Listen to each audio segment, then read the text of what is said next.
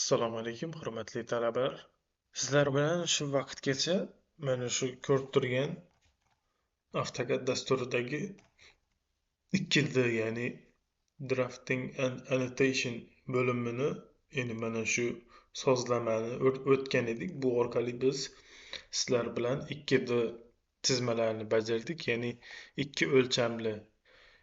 Endi esa sizlar bilan 3 o'lchamli chizmalarni bajarish, uy loyihalarini chizish va qisqa qilib aytganda 3D chizmalarni bajarish uchun o'zimizga kerakli bo'ladigan workspace, ya'ni ishchi maydonni o'zimizga kerakli holatga keltirib olishimiz kerak. Hozir sizlarga qanaqa holatga keltirishimizni ko'rsatib o'taman. Men bu yerda o'zimni mana shu holatga keltirishni o'rganamiz.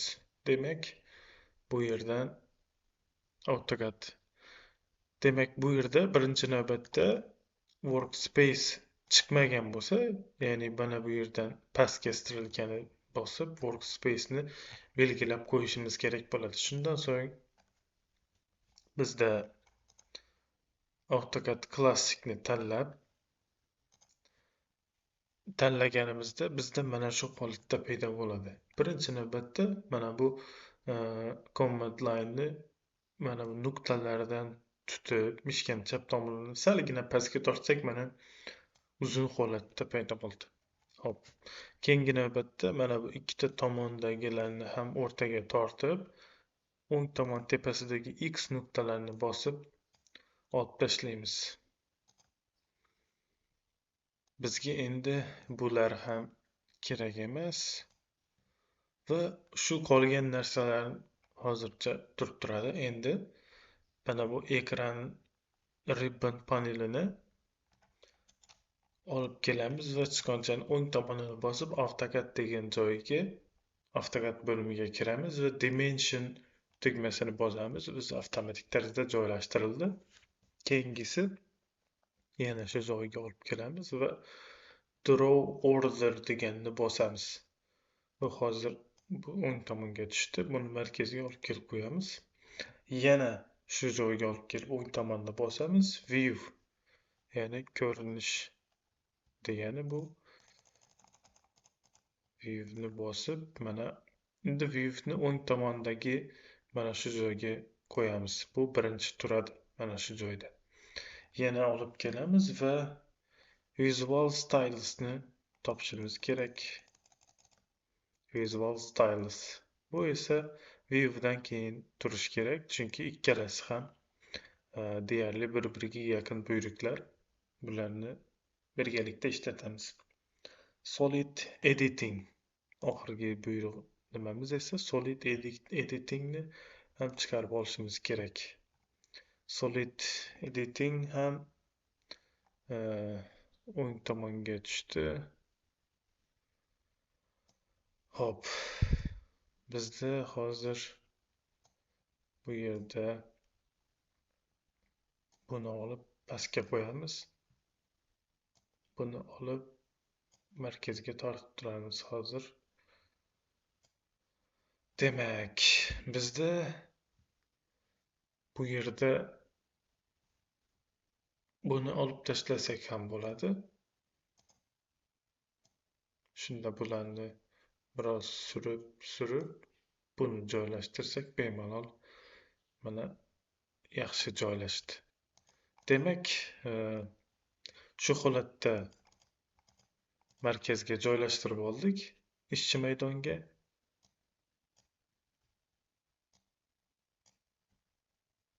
Bularni ham tortib joylashtirib qo'yamiz to'g'rilab. AutoCAD Classic deb endi mana bu yerdan Save Current As tugmasini bosamiz va o'zimizga kerakli, masalan 3D deb yozib qo'ysak ham bo'ladi. Endi sizlar bilan yana bir narsani o'rganib ketishimiz kerak. Ctrl bilan F7 ni bossak, ekrandagi, ya'ni chizish maydonidagi setkalarni, ya'ni gridlarni yoqib o'chiradi. F9 ni bossak esa Object Snap, ya'ni obyektlarni bir-biriga bog'lanish buyruqlarini yoqib o'chiradi. Mana bu yerdan o'ng tomon pastdagi 3 ta chiziqni bosamiz va mana bu yerdagi barcha buyruqlarni hammasini tanlab faollashtirib qo'yamiz. Lekin faollashtirganimiz bilan barchasini faollashtirmaymiz. Bizga ish jarayonida o'rganib ketamiz. Sizlar ham mana shunaqa holatda nima qilib qo'ysangizlar bo'ladi hozircha. Hop, demak, mana buni ham pastga tortib kattalashtirib qo'yamiz. Endi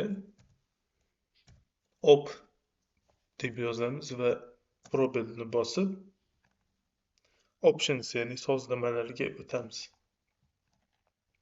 Sozlamalarimizga o'tgandan so'ng bizda mana bu yerda colors tugmasini bosamiz va crosshair, ya'ni ko'rsatkich, mana bu ekrandagi ko'rsatkich borku, shuni rangini o'zgartiramiz. Select colorni bosib, mana bunaqa yashilni bosib, OK tugmasini bosib, apply close qilib qo'yganimiz yaxshi, chunki bu yashil rang ko'zni charchatmaydi va ko'zga kechasi tundami yoki kunduz kuni qarasangiz ham ko'zni charchatib qo'ymaydi. Options tugmasini bosib, probelni bosamiz. Open and Save bo'limiga o'tib, ko'pincha bu yerda 2018 turadi, lekin biz 2004-yilgi DVG fayl formatida saqlashimiz kerak, chunki biz 2024 yilgi dasturni formatida ishlab turibmiz, lekin kimdir 2006da ochmoqchi bo'lsa, ozgina qiynalib qolishi mumkin. Kompyuter 2004-yilgi versiyada saqlasak esa uni bemalol ochadi xohlagan kompyuterlar.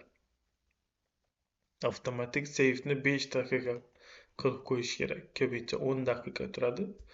Ya'ni 5 daqiqa qilib qo'ysak, 5 daqiqada o'zi bajarilgan barcha jarayonlarni avtomatik tarzda kompyuterni o'zi saqlab boradi. Mana bu yerni 100 qilib qo'ydim. 100 marta bajarilgan amaliyotlarni orqaga 100 marta qaytarish mumkin.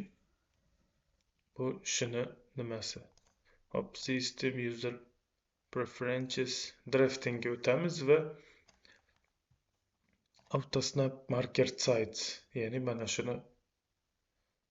shunaqa holatga keltirib, ya'ni bu ko'rsatkichni kattaliklari, bog'lanish nuqtalarining kattaligini ko'rsatib beradigan pick box size, ya'ni bu pick degani tanlamoq, pick box ya'ni tanlagandagi boksni kattaligi. Mana shunaqa holatda qilib qo'yganimiz yaxshi. OK tugmasini bosamiz. Mana ishchi maydonni o'zimizga kerakli holatga keltirib oldik. Hop, bu AutoCADni 3D qismiga kirish darsi edi. Shunaqa holatda o'zingizni sozlamalaringizni sozlab olishingiz kerak bo'ladi. E'tiboringiz uchun rahmat.